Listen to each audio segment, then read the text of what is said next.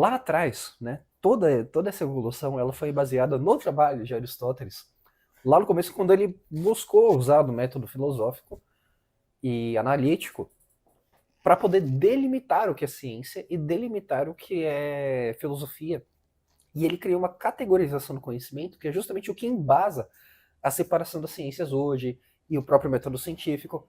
Mas eu acho interessante que, e vocês que são mais ligados à comunidade científica do que eu, vocês podem inclusive comentar e talvez até me corrigir se eu estiver errado, você tem uma preocupação muito grande, né, com a causa formal, com a causa material e com a causa eficiente, mas a causa final, que é dizer a finalidade das coisas, é excluída, né? Vamos explicar rapidinho essa terminologia para quem Não está conhece. familiarizado com elas. Então a gente está usando aqui um pouquinho de Aristóteles. Isso. Aristóteles, ele é um precursor de todo tipo de ciência que a gente pode imaginar. Sim. Os tratados biológicos dele deram origem à biologia. Os tratados geológicos dele deram origem à geologia? Geologia. Geologia, né? Sim. A geologia. Cara, ele escreveu sobre tudo. Os tratados, Sim. os tratados lógicos dele deram origem à lógica. Tem Os retórica, tratados lógica. retóricos deram origem à retórica. Os livros de física dele, isso oratória. tudo. É. Política, Ele física. inventou o termo átomo. Sim. Então, a ciência... Eu não lembro se o termo átomo foi ele. Não foi ele? Não. Não. Perdão, termo errado. Já existiam atomistas antes do Aristóteles. Talvez ele tenha interpretado de uma outra forma. É que usaram Mas isso depois. Ele fundou praticamente a psicologia. Com De Anima. Um dos primeiros textos psicológicos de que se tem notícia, tratando de temas da mente humana e da alma humana, vem ali do De Anima. E ele também fundou a política como disciplina que a gente tem como reconhecível hoje em dia. Exato. E a mesma coisa ele fez com a poética. Sim. Então a poesia, com o teatro. Sim. Não que já não existisse antes dele, mas ele formulou regras para aquilo que estava observando, como todo bom cientista fazia, né? Sim, ele classificou e denominou praticamente as coisas. Sim. Exato.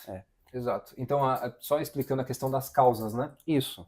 Então você tem ali, pro Aristóteles você tem 4 tipos de causas, né? A causa material, formal, eficiente e a final. Isso. Sim, a causa material, ela é aquilo do que um objeto é feito. Então, uma estátua feita de pedra, um ser humano. De mármore. Mármore, pedra, madeira. É. O corpo humano, feito de carne. A causa formal é o como, isso é, a disposição da causa do material daquilo que dá o seu contorno a um objeto. Então, naturalmente, um ser humano, ele vai ter ali uma forma pré-definida que nós reconhecemos como humana, né? Dois braços, 2 pernas, polegar opositor, cabeça, coluna ereta, por aí vai. Isso é a causa formal, é a organização da matéria que dá uma determinada natureza ao objeto. Depois nós temos a causa eficiente, que é como esta forma se formou. Desculpe a tautologia. Mas, então, por exemplo, se há uma estátua, alguém a esculpiu, né? Você teve ali as ferramentas, você teve ali a pessoa que envisionou a estátua e que foi lá e construiu ela. E por fim você tem a causa final, que é para quê? Justamente a finalidade daquele objeto. Então, se a pessoa construiu aquela estátua, para quê? Era para promover uma pessoa, politicamente inclusive, ou porque simplesmente era um ato religioso, desejo artístico. Então essas são as 4 causas. E a ciência moderna, ela se ocupa dessas 3 primeiras, mas não da 4ª. E eu queria que vocês comentassem sobre isso. Depende Não, é isso mesmo. Eu entendo como sendo assim, talvez você possa dar outra visão, mas eu entendo como a ciência não quer explicar o porquê das coisas, ela quer explicar o quê. Ela quer explicar como, o que é, para que serve. Mas ela não vai te falar por que tal coisa é assim. Exato. Nenhum cientista está interessado, por exemplo, em explicar por quê que... E pode dar um exemplo, pode ser um exemplo meio estúpido que agora eu tirei da minha cabeça, mas o mais importante é entender como as leis que regem a gravidade funcionam do que explicar por que a gravidade é assim. Existe, exato. Porque é isso que vai ajudar a gente a construir mais conhecimento científico a respeito disso. Sim. Você quer contribuir? Então, acho que depende um pouquinho, porque, por exemplo, usando artigos científicos, que é um das coisas que por muito tempo eu li bastante, hoje em dia nem tanto como antes.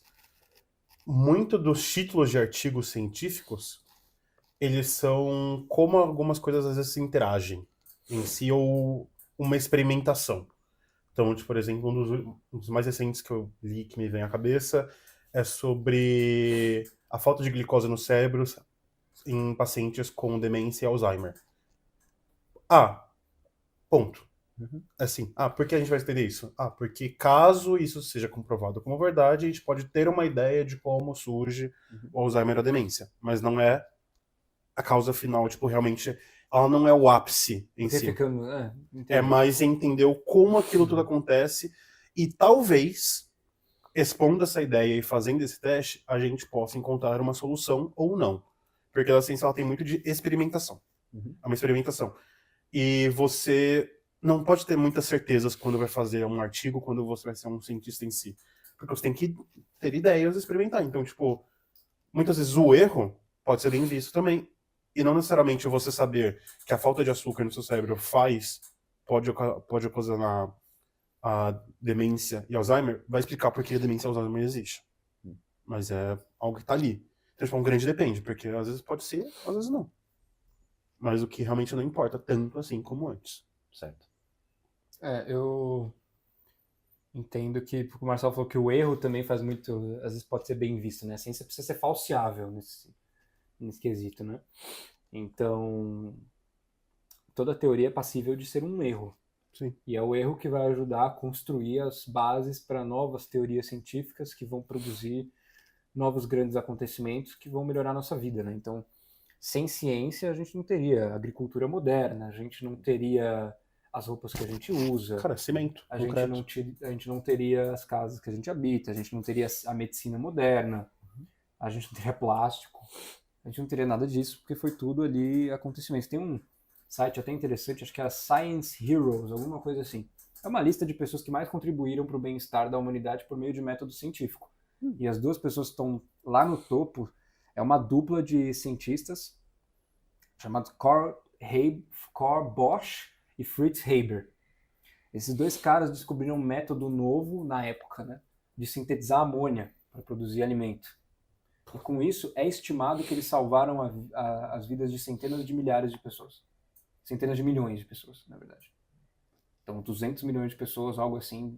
Na verdade, posso até estar falando besteira em relação ao número, que é um número muito grande. Sim. Eles salvaram a vida de muitas pessoas por meio desse método. E olha que interessante. E é por isso que a ciência é algo tão interessante mesmo. Fritz Haber, que é um dos caras que estava ali junto de Carl Bosch, o Fritz Haber foi um dos caras que desenvolveu novas maneiras de você desenvolver aquele gás de napalm, que foi usado na Primeira Guerra Mundial para matar muita gente. Então o método científico é uma faca de dois gumes. Porque ao mesmo tempo em que ele salva as pessoas de morrer de fome, ele cria as máquinas que causam a própria fome, muitas vezes. Então, por meio de... A gente tem o filme recente do Oppenheimer, justamente pegando nesse dilema, né?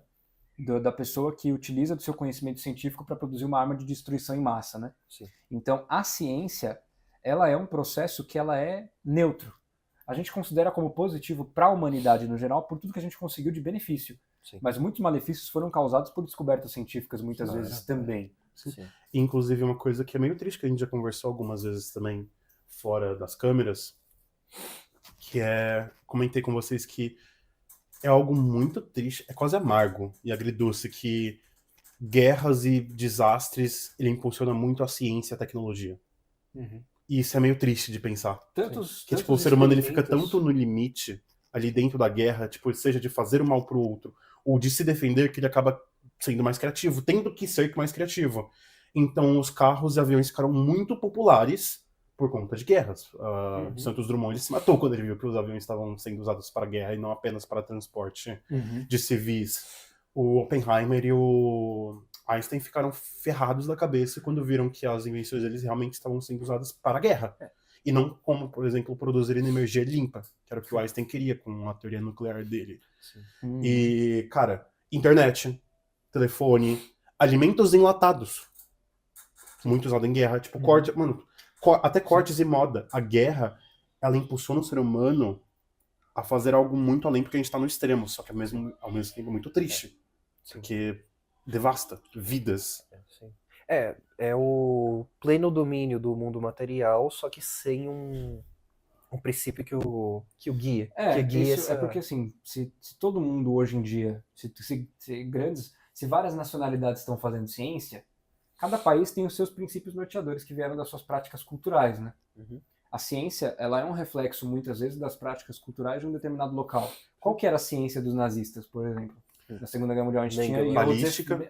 Joseph Mengele fazendo ali experimentos em gêmeos siameses e partindo eles no meio, juntando os gêmeos que não eram siameses e criando aquilo. A genética avançou muito por conta deles. Então, isso Porque que eles é não tinham o complicado. menor conceito moral ali. Isso que é complicado na ciência. Você tem desenvolvimentos científicos que vieram de coisas aterrorizantes. O quanto de conhecimento bizarro que, por exemplo, eu e o Marcelo somos da psicologia. O quanto de estudos, experimentos que foram feitos em humanos e animais, principalmente no início da moderna psicologia, no final do século XIX até meados do século XX, eram experimentos, estudos considerados assim absurdos, que infringiriam qualquer conduta e código de ética e normas que você possa imaginar. Sim. E, infelizmente, mesmo tendo esse tipo de infringimento da liberdade e da dignidade humana, a gente acabou descobrindo algo que, por meio desses experimentos horríveis, a gente conseguiu utilizar para algo melhor em futuros experimentos. Sim. Até comentando sobre isso, sobre o erro, também, que muitas vezes o erro ele pode custar muitas vidas. Anos 50, 1950 até uns 70 ali, mais ou menos, qualquer coisa me corrija se eu estiver errado, a lobotomia era muito usada, uma prática bem comum, muito aceita. E o que seria lobotomia? Nos hospitais psiquiátricos, ou hospícios, como eram muito popularmente chamados naquela época, até hoje, de certa forma também, manicômio, quando uma pessoa estava com esquizofrenia ou com surtos esquizofrênicos, paranoides, e por aí vai, que é tipo catarses, e como eles não sabiam muito bem até hoje não se sabe muito bem a origem, e eles não tinham uma farmacêutica tão evoluída quanto a nossa para conseguir controlar conhecimentos quanto hoje em dia tem, como última solução e uma prática bem comum que eles faziam, tipo, eles prendem uma pessoa numa cadeira assim, sem se mexer, sem mexer perna, sem mexer braço, sem mexer cabeça, e uma das práticas e mexia a força no cérebro da pessoa. E uma das práticas mais comuns de lobotomia, eles pegavam tipo um ferro, enfiavam por cima assim da pálpebra, tipo embaixo da pálpebra, e meio que cutucavam pequenas partes do lobo frontal e tipo umas partes minhas mais frontais do cérebro, porque eles achavam que se você desconectasse alguns neurônios e algumas partes entre si, não tinha mais surto de esquizofrenia. E as pessoas viravam vegetais. Sim. Acabava com a vida das pessoas. Viravam vegetais. Sim. Anos, assim, muitos anos, décadas depois, Exato. foi provado que isso era só uma tortura bizarra que não tinha menor fundamento. É importante falar também que o conhecimento científico, normalmente, como que funciona uma teoria científica, né? Normalmente, pesquisadores têm um problema para resolver. Então, por exemplo, eu quero entender como algo funciona, ou tem algum problema da humanidade que precisa ser resolvido, como, por exemplo, sei lá, hoje em dia, tentar descobrir a cura do câncer, por exemplo. Mas digamos que a gente tem um grande problema para resolver, como que algo funciona, né? Então, uma pessoa tem uma ideia, ela vai tentar propor uma hipótese, ou algumas hipóteses relacionadas a essa ideia. Todo tipo de estudo científico é mais ou menos assim. Eu e o Marcelo, a gente fez um estudo de iniciação científica da faculdade juntos, e a gente passou por esse processo. Foi bem legal. A gente tinha um objeto de estudo, que era a personalidade humana, e a gente tinha um problema para resolver dentro da personalidade humana, porque a gente tinha muitos modelos diferentes para medição da personalidade humana, e a gente queria comparar dois modelos entre si para ver se a gente tinha algum tipo de concordância entre os dois. Exato. Então a gente pegou 2 testes, um de cada modelo, e aplicou em uma amostra de 20 participantes. Foi um pouquinho mais, eu acho. Foram 20 mesmo. Foram 20? E a gente aplicou nesses 20, e a gente coletou os resultados, aplicou métodos estatísticos, e a gente descobriu depois se as nossas hipóteses do que a gente esperava encontrar por meio do nosso experimento daria certo. Então a gente tem um problema, a gente tem uma hipótese, a gente tem um experimento para ver se a gente consegue confirmar ou não essa hipótese. Que é a amostragem em larga escala, por assim dizer. Experimentos podem acontecer de várias maneiras diferentes. Pode ser um processo de testagem, pode ser um processo de aplicar uma intervenção clínica, né? Pode ser um processo de entrevista. Pode ser meta-análise, Pode que ser é um levantamento bibliográfico extenso, que é meta-análise, que você pega vários dados e estudos e compara eles entre si. para você saber o estado da arte de um determinado campo de pesquisa. E depois desse experimento você descobre se a sua hipótese estava certa ou errada. E estar certo, estar errado, no caso, não significa que seu empreendimento científico falhou. Muitas vezes é importante você considerar uma hipótese como não provável. Então, por exemplo, você tem uma hipótese e você descobre que está errado. Ok, isso é importante também, porque todas as pessoas que pensarem parecido com você vão entender que não precisam seguir o mesmo caminho que você, porque você já descobriu que está errado. Então não precisamos mais seguir esse caminho. É um bom norteador também. Então, e o mais importante é, quando um estudo científico descobre alguma coisa, é apenas um estudo científico.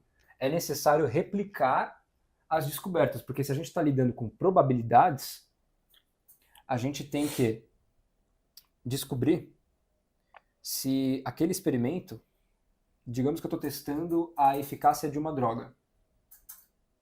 Droga, eu tô falando medicamento. Medicamento, pode ser vacina, remédio. Eu estou testando a eficácia de uma vacina. E eu aplico a vacina em uma determinada amostra. E eu faço um estudo clínico, um ensaio randomizado, lindo, daqueles padrão ouro mesmo, assim, sabe? Porque existem tipos de padrões de evidências, né? Então, a maneira como o estudo é conduzido é importante. Primeiro de tudo, né? Porque hoje em dia, a ciência é usada como autoridade para tentar comprovar o que a pessoa quer comprovar. Existem estudos feitos sobre qualquer coisa que você possa imaginar. E acredite, até mesmo a maioria dos estudos já feitos pelo ser humano estão completamente errados. Ou enviesados. Não de que a hipótese estava incorreta, não é isso. É de que a pessoa acha que ela comprovou a hipótese dela e não comprovou. Porque o método científico empregado por ela é um método falho ou enviesado, ou os dois.